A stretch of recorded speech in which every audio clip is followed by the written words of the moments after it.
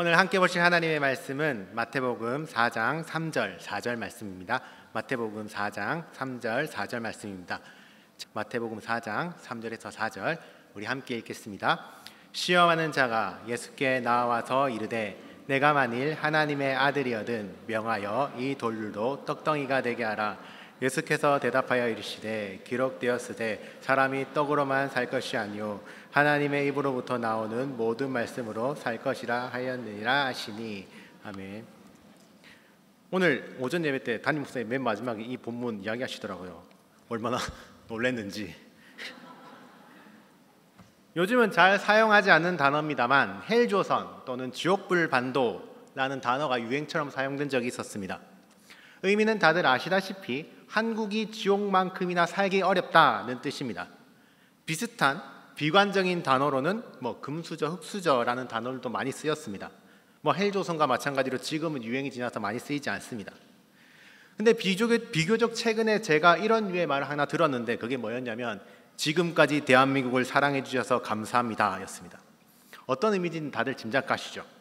드라마나 예능 프로가 이제 마지막 회가 끝날 때 지금까지 시청해 주셔서 감사합니다 라는 인사를 패러디한 겁니다.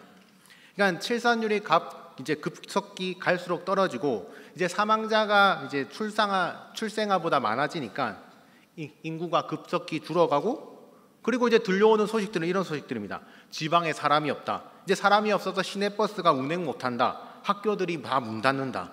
이런 이야기들이고, 또 교회도 예외가 아니죠. 교회 다음 세대가 없다. 주일학교가 없다. 이런 이야기를 계속 그러다 보니 이거 한국이 곧 없어질 것 같은데, 문제들이 눈에는 보이는데 그런데 사실 해결 방법들이 막막합니다. 해결할 수 없을 것만 같이 보이기도 합니다. 그래서 우리 세대가 마지막인 것 같다 하면서 지금까지 대한민국이었습니다 라고 자기들끼리 떠드는 말입니다. 그런데 나이가 조금 있으신 분들은 이런 말들이 너무나 듣기 싫으신 듯합니다. 젊은 친구들이 이런 말을 하는 게 마음에 들지 않으신 모양입니다. 요즘 젊은이들이 헬조선 흙수저라는 말을 사용하는데 잘못됐다. 우리나라는 살기 좋은 나라다. 우리나라만큼 잘 사는 나라가 없다. 이야기를 많이 하십니다. 맞는 말입니다. 우리나라는 살기 좋은 나라입니다. 우리나라만큼 잘 사는 나라가 세계 몇 없습니다. 그런데 이 답을 들을 때마다 뭔가 갸우뚱? 뭔가 이상한데? 라는 생각이 들었습니다. 왜 그럴까? 뭔가 미묘하게 다른 것 같은, 핀트가 안 맞는 것 같은 그런 애매함이 계속 느껴졌습니다. 뭐가 다를까요? 오늘 성경 본문 마태복음 4장 4절에 예수님께서 말씀하십니다. 사람이 떡으로만 살 것이 아니요 하나님의 입으로부터 나오는 모든 말씀으로 살 것이라 하였느니라. 성도 여러분, 우리나라가 살기 좋은 나라다. 우리나라만큼 잘 사는 나라가 없다. 이 답은 사실입니다. 우리나라는 정말 살기 좋은 나라고 우리나라 잘 사는 나라입니다. 맞습니다. 그런데 그렇게 말한 이유는 무엇입니까? 그렇습니다. 물질입니다. 떡입니다. 헬조선 흙수저라고 하는데 아니다, 잘못됐다. 지금 우리가 얼마나 풍족하냐, 이전에 없었던 것들을 얼마나 많이 누리고 있느냐. 한국은 GDP 순위 세계 10위다. 우리는 떡이 많다, 돈이 많다. 그런데 이건 다 압니다. 젊은이들도요, 우리 잘 사는 거 압니다. 우리 대단한 거 잘 알고 있습니다. 한 가지 예를 보여드리면 지도 한번 띄워주실래요? 인터넷에 이 사진과 함께 이런 글이 올라왔습니다. 만약 다시 태어난다면, 물론 다시 태어날 리는 없습니다. 만약 다시 태어나면 지도의 어느 구역을 선택해서 태어날래? 라는 글이었습니다. 조건은 구역을 선택하면 그 구역 내 어떤 나라일지는 랜덤이다. 임의로 선택된다 였습니다. 장난으로 가볍게 보십시오. 진짜 태어나지 않습니다. 어디가 괜찮을 것 같습니까? 자, 아이라 했죠. 아이의 밑에 뭐가 있습니까? 남미가 있습니다. 남미에는 아시죠? 카르텔이 장난이 아닙니다. 야, 유럽! 난 유럽이 좋아. 그 B를 선택했는데 아프리카가 있습니다, 여러분. 캐나다 좋지. 캐나다. 러시아 있어요. 중국도 있고요. 다들 어디가 좋다 하는데 전체적인 분위기가 어떻게 되냐면 이거 쉽지가 않다입니다. 어느 한 곳을 고르기를 주저합니다. 어려워합니다. 왜 어려울까요? 잃을 게 많아서 그래요. 우리가 만약에 북한에 태어났잖아요. 어디든 좋아 이렇게 될 겁니다. 지금보다 더 나은 곳, 한국보다 더 나은 나라가 사실 그리 많지 않습니다. 나라들을 분석해서 그래 여기가 최적이야 라고 이야기는 하지만 정말 거기에 선택하기에는 위험이 너무 큽니다. 젊은이들도요, 한국이 좋은 나라고 살기 좋은 나라인 건 알고 있습니다. 그걸 몰라서 헬조선, 흑수저라는 단어를 사용하는 것이 아닙니다. 그렇습니다. 우리에게 부족한 것, 그들에게 부족한 건 물질이 아닙니다. 떡이 아닙니다. 우리도 잘 살아, 이 말이 답이 되지 않는 이유가 하나가 더 있습니다. 바로 노인 자살률입니다. 우리나라가 OECD 노인 자살률 1위입니다. 왜 스스로 목숨을 끊으실까요? 그분들은 지금보다 더 어려운 환경을 이겨내신 분입니다. 60년대, 70년대 그 힘든 시기를 견디셨는데 지금은 당연히 그때보다 더 풍족하고 더 많이 누릴 수 있고 지금보다 당연히 더 살기 좋은데 왜 그런 슬픈 선택을 하실까요? 물질이 아닙니다. 떡이 없어서가 아닙니다. 희망이 없기 때문입니다. 지금 나에게 이 상황을, 이 현실을 바꿀 수 있는 힘이 없다. 희망을 잃어버렸기 때문입니다. 그렇습니다, 성도 여러분. 오늘 우리의 문제는 물질이 아닙니다. 떡이 아닙니다. 문제는 희망이 없는 겁니다. 희망을 품을 수 있는 마음의 힘을 잃어버린 겁니다. 여러분, 희망이 무엇입니까? 희망은 오늘보다 더 나은 내일을 기대하는 것입니다. 오늘보다 더 나은 내일을 마음에 그릴 수 있는 능력입니다. 나아가서 그것이 이루어질 것이라 믿는 것입니다. 오늘의 문제들이 해결될 것을 기대하고 바라고 소망할 수 있는 그런 상태입니다. 우리에게 떡은 있습니다. 그런데 사람들 마음에 희망이 없습니다. 오늘보다 더 나은 내일이 도무지 그려지지 않습니다. 가지고 있는 문제들이 도무지 해결될 것 같지 않습니다. 해결될 수 없을 것 같습니다. 절망과 좌절만 가득합니다. 흑수저, 헬조선이란 단어는 그러한 의미가 내포되어 있습니다. 그 희망 없음이. 문제는 정신입니다. 우리에게 떡이 없는 게 아닙니다. 떡은 어떻게든 있죠. 우리의 문제는 정신을 잃어버린 것입니다. 이것이 오늘 한국이 길을 잃고 방황하는 이유입니다. 정말 안타까운 게 하나가 있는데 그게 뭐냐면 한국에는요, 그래도 정신을 추구해서 열심히 활동하는 사람들이 있습니다. 그런데 그들이 추구하는 정신은요, 하나님을 떠난, 하나님이 없는 정신입니다. 하나님을 제외한 세상의 희망입니다. 그렇습니다. 마르크스가 이렇게 이야기한 사회공산주의 이념을 추구하는 사람들, 사회공산주의 사상을, 그 사상에서 희망을 찾은 사람들입니다. 그래서 한국을 북한처럼 만들고 싶어하는 사람들입니다. 여기서 말하는 사람들은 북한을 활용해서 내 배를 불리려는 사람들이 아닙니다. 기회를 봐서 나도 한자리 하고 내 한몫을 챙기려는 사람들이 아닙니다. 그들은 또 다른 그저 떡을 추구하는 사람들입니다. 위험한 건 진짜 사회공산주의 이념을 신봉하는 사람들, 그것을 한국에 실현하려는 사람들입니다.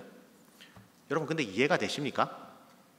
아니, 북한의 실상을 탈북자들을 통해서 그렇게 듣고 또 북한이 어떻게 사는지 사진으로 그렇게 다 볼 수 있는데, 우리도 이제 북한 관련 선교사님들이 사진 한 번씩 오셔가지고 사진 보여주시고 하시면, 와, 어떻게 사람이 저런 데 살 수가 있을까, 저기 사람이 살 수 있을까 탄식이 다 나오는데, 그래도 북한이 좋다 하는 저게 이해가 되십니까? 그래서 보통 우리 이렇게 말하죠. 그렇게 북한이 좋으면 북한 가서 살아라 라고 말합니다만, 그런데 그 사람들은 전혀 개의치 않을 겁니다. 왜요? 진짜 그러고 싶거든요. 성도 여러분, 그 사람들이 생각하고 바라보는 북한이 어떤 곳이냐면, 사진 띄워주십시오. 스머프 마을입니다. 저런 곳입니다. 아니, 안 뜻이에요. 여러분, 스머프 아시죠? 어린아이들은 잘 모를 겁니다. 요기도 잘 모르는 것 같네요. 스머프는요, 특성이 없어요. 시푸르둥둥 다 비슷합니다. 옷도 반바지입니다. 또 뭐 있습니까? 장화 하나 신고요. 모자 땡. 집도 굴뚝 하나 있는 버섯집이 전부입니다. 그렇습니다. 그 사람들이 북한을 저렇게 바라보고 있습니다. 그리고 저렇게 살아야 행복하다고 생각합니다. 비록 발전 안 된 시골에 TV도 없고 에어컨도 없고 맛있는 것도 없지만 뭐 제대로 갖춰진 게 하나도 없겠지. 그래도 다 평등하잖아. 야, 떡이 아니라니까. 물질이 아니야. 정신이야. 스머프 마을의 저 행복, 저 정신, 저 활기가 북한에는 있어. 어이구야. 불편해도 저렇게 사는 게 사람답게 사는 거고, 저렇게 모두가 살아야 행복하게 산다고 이야기합니다. 말이 안 되죠. 아무리 눈을 감고 귀를 닫아도 공산주의는 역사적으로 실패했고요. 북한은 세상에서 행복과는 제일 먼 나라입니다. 거기에는 당연히 자유도 없고 금방 말했던 그 평등도 없는 나라입니다. 억압과 고통만 가득한 땅입니다. 그런데 그들은 왜 이렇게 말도 안 되는 걸 맹목적으로 추구할까요? 그 이유를요, 책도 들고 왔는데 제가 이 설교 준비한다고 다 했는데 얼마나 고생했는지 그냥 이야기하려고 들고 나왔습니다. 인간 본성에 관한 10가지 이론에서 이렇게 설명합니다. 제가 천천히 읽겠습니다. 이유, 마르크스주의가 그토록 많은 사람들에게 숭배되다시피 한 까닭은 실상 인간 미래에 대해서 희망찬 전망을 제공했기 때문이다. 마르크스주의는 단순히 하나의 이론이 아니라 마치 종교와도 같았고, 말하자면 사회적 구원에 관한 예언적 전망이자 세속적 신앙이었다. 그렇습니다. 그 사람들이 그토록 사회 공산주의를 추종하는 이유, 한국을 그처럼 북한처럼 만들고 싶은 이유는요, 그것이 그들이 가진 정신, 희망, 그들의 종교이기 때문입니다. 정신을 붙잡았는데, 희망을 붙잡았는데 하나님이 없는, 하나님이 떠난 그런 정신이었기 때문입니다. 성도 여러분, 오늘 우리의 답, 우리나라가 가진 문제의 답은 오늘 본문 말씀에 기록된 예수님의 말씀입니다. 사람이 떡으로만 살 것이 아니요 하나님의 입으로부터 나오는 모든 말씀으로 살 것이라 하였느니라. 떡, 물질이 아닙니다. 세상의 정신도 아닙니다. 그것은 하나님의 입으로부터 나오는 모든 말씀입니다. 하나님의 말씀이자 하나님으로부터 나온 정신, 그 희망입니다. 그런데 성도 여러분, 왜 한국은 이 정신을 잃어버리고 만 걸까요? 아마도 인물이 없기 때문입니다. 모두가 한 마음으로 정말 믿고 따를 수 있는 본이 된 인물 말입니다. 성도 여러분, 오늘 내가 처한 환경과 내가 가진 문제를 극복하기 위해서 그 인물을 보고 따라해야 하는데, 그 인물의 삶을 내가 보고 희망을 얻어야 되는데, 나도 저렇게 하면 되겠다, 역사 속에서 내가 정말 존경할 만하고 나도 저 사람과 같은 삶을 살고 싶다 하는 그런 인물들, 그 인물의 생각과 사상, 정신을 나의 것으로 삼고 싶은 그런 인물이 없습니다. 왜 없을까요? 정말 본받을 만한 그런 영웅 같은 사람이 없어서 그럴까요? 아닙니다. 없어서 그런 게 아닙니다. 모두 헐뜯기 바빠서 그렇습니다. 아, 저 사람은 저래서 안 돼. 저 사람은 저게 문제야. 아, 저런 단점이 있고 저런 흠이 있어. 끌어내리고 흠집 내리기 바쁩니다. 그러다 보니 누구나 존경할 수 있는 사람이 없어졌습니다. 잊혀지고요, 기억에서 사라졌습니다. 그리고는 그 인물과 함께요, 우리가 꼭 잡아야 했던 정신도 잃어버렸습니다. 성도 여러분, 지금 우리가 해야 할 것은 그 인물을 다시 찾는 것입니다. 찾아서요, 본래 있어야 할 자리에 세워야 합니다. 그리고 알려야 됩니다.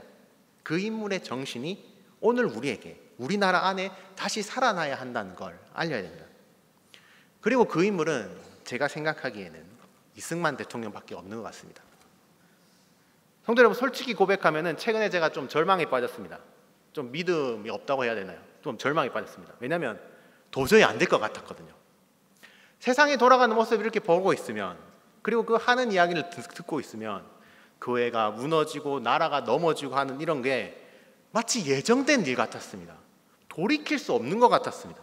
뭐 차별금지법이 제정되는 거나 아니면 그 밖에 세상 속에서 신앙을 지키는 일에 있어서 와, 내가 뭘 할 수 있을까?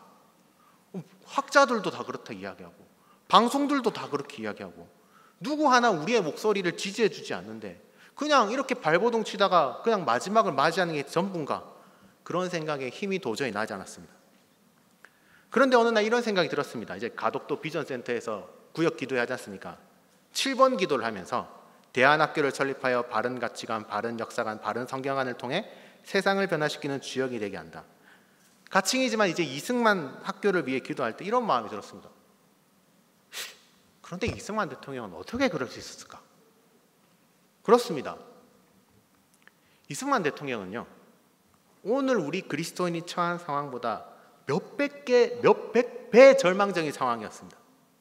과장이 아닙니다. 진짜 몇백 배입니다. 아니, 비교가 불가능합니다. 왜냐하면 그의 상대는 일본이거든요. 지금도 그렇지만 당시에도 일본은 세계 최고의 강대국이었습니다. 미국과 세계 대전을 일으킬 정도의 나라입니다. 다른 나라들도요. 근데 한국이 아니라 조선이 아니라 모두 일본 편을 들어주고 있는 상황입니다. 외부의 도움을 요청하기도 쉽지 않고 요청을 한다 하더라도 무시당하기 일쑤입니다. 그리고 잡히면 죽습니다. 말 그대로 죽어요. 더 안타까운 것은 상황이 점점 이렇게 막막해지니까 뜻을 같이 했던 사람들이 하나둘 돌아서기 시작합니다. 영화 밀정 보셨나요? 거기 맨 마지막에 이정재가 하는 말처럼 몰랐으니까, 내가 해방될 줄 몰랐으니까 내가 배신했지, 이런 말을 하는데 그 말처럼 이제 안 된다, 독립은 그냥 신기루와 같은 거다 하면서 점점 포기하는 사람이 많아졌습니다. 너무나 막막한 상황, 낙심되는 일만 가득한 상황입니다. 사실 생각해보면 이승만 대통령도 다른 선택을 할 수 있었습니다. 그도 다른 사람들처럼 그냥 포기하고 미국에서 교수로 있거나 아니면 정치인으로서 그렇게 세상을 누리며 살 수 있었습니다. 그런데 그러지 않습니다. 끝까지 포기하지 않습니다. 끝까지 희망을 놓지 않습니다. 왜? 왜 그럴까요? 너무너무 궁금해서 제가 책을 샀습니다. 내가 독립정신이나 한국교회 비판 두 권을 샀습니다. 너무 답답해서, 그래, 누가 소개하는 이승만 말고 내가 진짜 이승만 직접 내가 하는 말을 들어야겠다. 무엇이 그를 끝까지 그렇게 달려가게 했는지, 마지막까지 그 희망을 품을 수 있게 했는지, 진짜 이 시대 헬조선 흑수저 지금까지 대한민국을 사랑해 주셔서 감사합니다, 이런 말로 애써 그 절망을 자조 속에 감추는 이 시대에 그가 들려주는 답이 뭘까? 그의 마음, 그의 정신은 무엇이었을까? 그 절망적인 상황에서도 끝내 그가 품었던 그 꿈을 이룰 수 있었던 것, 그 이유가 뭘까? 직접 듣고 싶어서 이 책을 사서 읽었습니다. 그리고 책에서 이렇게 이야기하더라고요. 제가 천천히 읽어드리겠습니다. 온 세상이 우리의 적국이라 해도 우리가 예수와 친구만 되면, 예수님은 친구가 제일 많은 분이기 때문에 우리에게 군함 대포가 하나가 없을지라도 만능의 힘을 가르신 하나님만 의탁하면 세상에 두려울 것이 없다. 우리의 육신은 죽어도 영혼은 죽일 수 없는 자들을 무서워할 필요가 없다. 우리는 아무것도 할 수 없지만 하나님의 도를 전하는 것은 세상에서 감히 막을 사람이 없다. 이것이 그의 정신입니다. 이것이 그가 붙잡은 하나님의 말씀입니다. 하나님이 그에게 주신 희망입니다.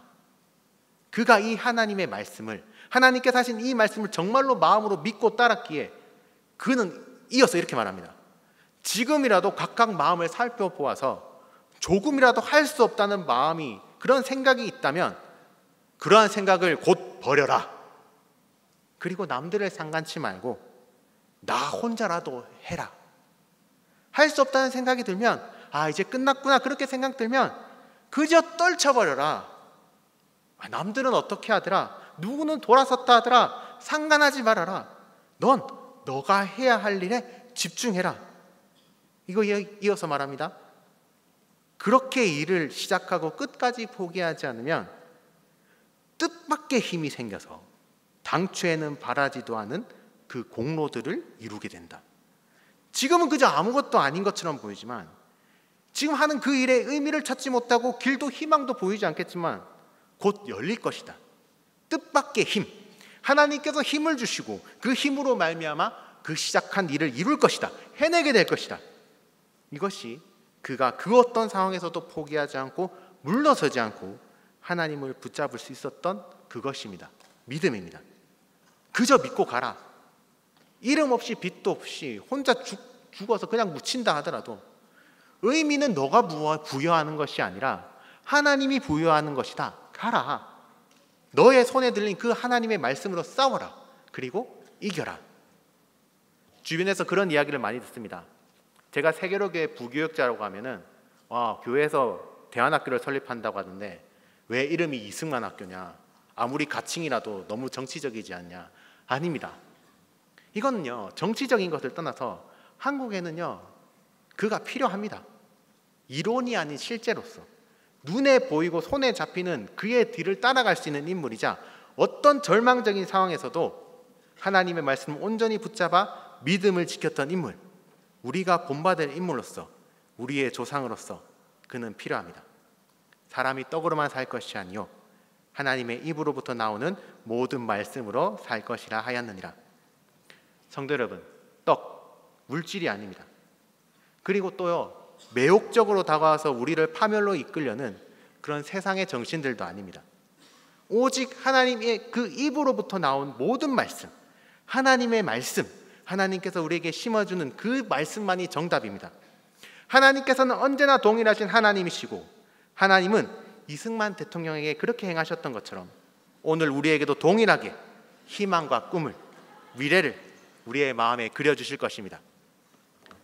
이제 이승만 대통령이 그의 삶으로 하나님이 어떠한 분이신지를 우리에게 알려준 것처럼 우리가 아버지, 우리의 길과 진리 되신 예수 그리스도를 온전히 믿음으로 나아가면 우리의 앞을 막는 것은 그 무엇이라도 할지라도 일을 행하신 하나님, 그 하신 말씀을 반드시 지키신 하나님은 선한 길로, 승리의 길로, 하나님 영광 받으시는 그 길로 인도하실 것입니다. 이를 믿음으로 우리 스스로 바른 가치관, 바른 역사관, 바른 성경관을 마음에 새기고 우리의 다음 세계에도 이를 전수하는 이 자리의 모든 성도님들 되시길 소망합니다.